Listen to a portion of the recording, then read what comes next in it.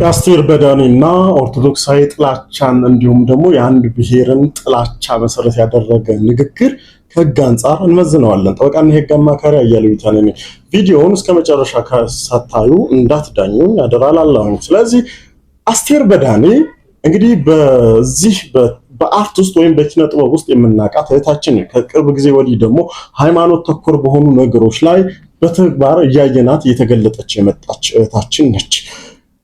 እቺን እህታችን የዛሬ 3 ዓመት ነው ያደረኩት ይህንን ንግግር ባትል ኖሮ ቪዲዮ ኤአይ ነው ብዬ ዝምል ነበር። ምክንያቱም በፌስቡክ ገጿ ላይ የዛሬ 3 ዓመት ባደረኩት ንግግር ወይም በሰጠሁት ኢንተርቪው ላይ እንደ አይነት ነገር መጣብኝ ብላ በገለጸችው መሰረት፣ ስለዚህ ይህ ቪዲዮ የሷ መሆኑን ስላረጋገጠች ይህን ሐሳብ አስተያየት ለመስጠት መጥቻለሁ ማለት ነው።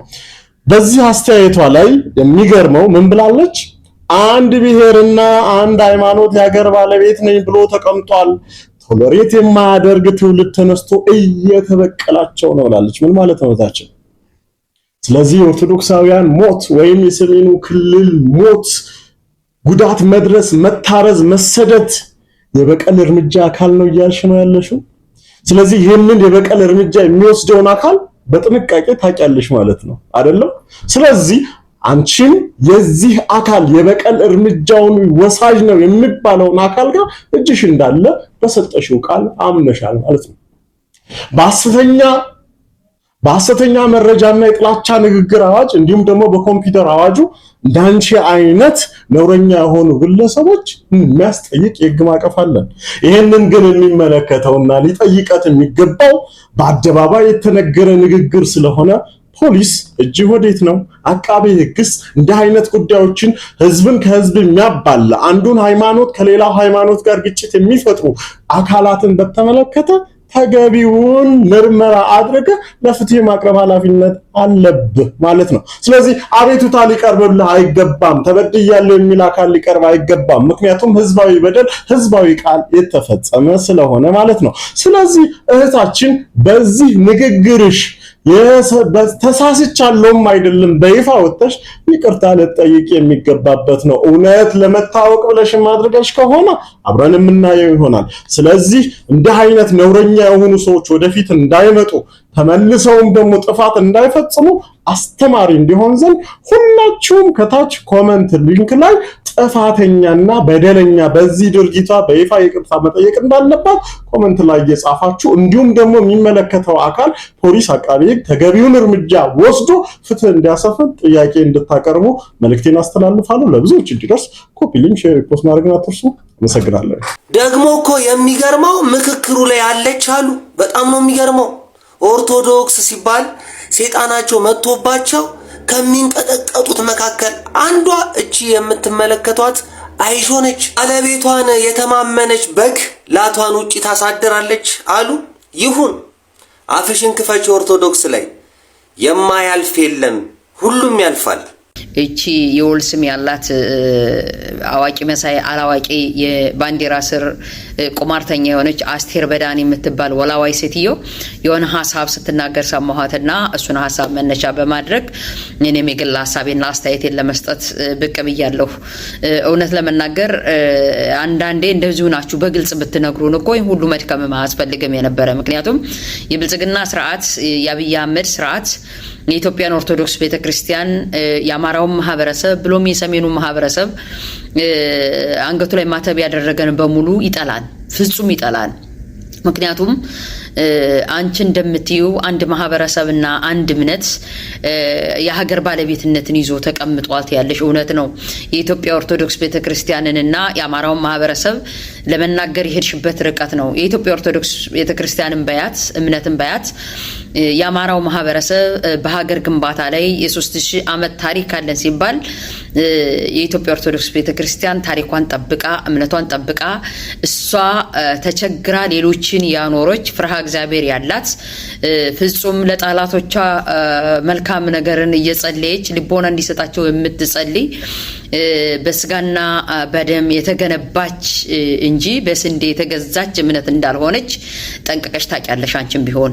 ምክንያቱም ዛሬ የቀነጫጨብሽ የምትጠቀሚው መጽሐፍ ቅዱስ ሆነ ዛሬ ይሄንን በረታፍሽን እንድትካፈች እድል የፈጠረችው የኢትዮጵያ ኦርቶዶክስ ቤተክርስቲያን ነች። ቋንቋን ትምህርት ከማስተማር እስከ ዘመናዊ ትምህርት ዝርጋታ እስከ ሀገረ መንግስት ግንባታ ለ3000 ዓመት ኢትዮጵያን እንድትመስል አድርጋ ዳር ድንበሯን አስጠብቃ ከአማራው ማህበረሰብ ጋርም ሆነ ከሌላው ማህበረሰብ ጋር ከወራሪዎች ጠብቃ የሀገር ፍቅርንን ፓትሪዮቲዝምን እያስተማረች የመጣች የኢትዮጵያ ኦርቶዶክስ ቤተክርስቲያን ነች። በሀገር ግንባታዋ ላይ ምንም ጥርጥር ሙሉውልም የለም። አሁንም ቢሆን የሀገር ባለቤት ነች። የአማራው ማህበረሰብም ቢሆን ትህትናን የተላበሰ ፍርሃ እግዚአብሔር ያለው ከራሱ ይልቅ ለሌሎች መብት የሚታገል ይሄ ኢትዮጵያ የምትባለውን ሀገር እንድትሆን ከሌሎች ማህበረሰቦች ጋር ሆኖ ሀገር ግንባታን የገነባ ትልቅ ኮንትሪቢዩሽንና ትልቅ ድርሻ ያለው የኢትዮጵያ ሀገር ባለቤትነት የሚሰማው ፓትሪዮቲዝም ያለው ትልቅ ማህበረሰብ ነው። ነገር ግን እንደናንተ አይነቶች ወፍ ዘራሾች ስትመጡ በኢንፌሪዮሪቲ ያደጋችሁ ይችንን ሀገር ለሽያጭ ስታቀርቧት አንቺና አብይ አህመድ ምክንያቱም ታሪክ ሲጠና የአብይ አህመድ ፍቅረኛ ወይም ጓደኛ እንደነበርሽ ይታወቃል። አስተሳሰባችሁ አንድ ሊሆን እንደሚችል ስለገመትኩ ነው ይህን ቪዲዮ መስራት የፈለኩት። ስለዚህ አገሪቱን ለመሸጥ ስትዋዋሉ ቀድማችሁ ማፍረስ ያለባችሁ የሰሜኑን ክፍል አንገቱ ላይ ማተብ ያንጠለጠለ በሙሉ ከትግራይ ክልል ከትግራይ ህዝብ እስከ አማራ ህዝብ ያለውን እስከ አርሲ ሳይቀር አንገቱ መቀላት አለበት ብላችሁ። ምክንያቱም የኢትዮጵያ ኦርቶዶክስ ቤተክርስቲያን ስለ ሀገር ፍቅር፣ ስለ ፓትሪዮቲዝም፣ ስለ ሀገር ድንበር መጠበቅ የምታስተምር ትህትናን የምታስተምር እንደናንተ ላሉ ወራሪ ተሸካሚዎችና ለወራሪ ሀገርን ለሚሸጡ ጠላቶች ሳይቀር ልቦና እንዲሰጣችሁ የምትጸልይ መልካም ስብዕናን የምታስተምር የኢትዮጵያ ኦርቶዶክስ ቤተክርስቲያን ላይ ጥላቻ ይዛችሁ እችን ቤተክርስቲያን መምታት አለብን ብሎም ደግሞ በሀገር ግንባታ ትልቅ ኮንትሪቢዩሽን ያለው የሰሜኑ ክፍል መመታት አለበት ብላችሁ ተነስታችሁ ነገር ግን የህግ ማስከበር እያላችሁ የሚሽሞነሞን ስም ሰጣችሁት ስንት ወገኖቻችንን ወጣችሁ የጨፈጨፋችሁ እናንተ እንጂ ለዛሬው የጦርነት ሁሉ መከራ ስንት ወጣቶችና ስንት ወገኖች ያለቁት ያንድ እምነትና ያንድ ማህበረሰብ የሀገር ባለቤትነት ባይነኝ የሚል ነገር ግን ዛሬ መታገስ የማይፈልግ ትውልድ እየተበቀላቸው ነው ብለሻልሽው። መታገስ የማይፈልግ ትውልድ ሳይሆን በዝቅተኝነትና በኢንፌሪዮሪቲ ያደገ አብይ አህመድ የሚባል በዝቅተኝነት ስሜት ያደገ ሀገር ፍቅር የሌለው ፓትሪዮቲዝም የሌለው ስርዓትን የገነባ እንዲሁም ሀገርን ለሌሎች አሳልፈው ሊሰጥ የመጣ ጥላቻ ላይ ያደገ እንጂ በቀል ያዘ ትውልድ ብለሽ ለተነሳሽው ትክክል አይደለም። ምክንያቱም በቀል የሚባለው ካሁን በፊት የኢትዮጵያ ኦርቶዶክስ ቤተክርስቲያንም ሆነ የአማራው ማህበረሰብ ማንም ህዝብ ላይ በደል አላደረሱም። ምክንያቱም የኢትዮጵያ ኦርቶዶክስ ቤተክርስቲያን አንገት አልቀላችም። የኢትዮጵያ ኦርቶዶክስ ቤተክርስቲያን ውረሩ፣ ዝረፉ፣ ቅጠፉ አትልም።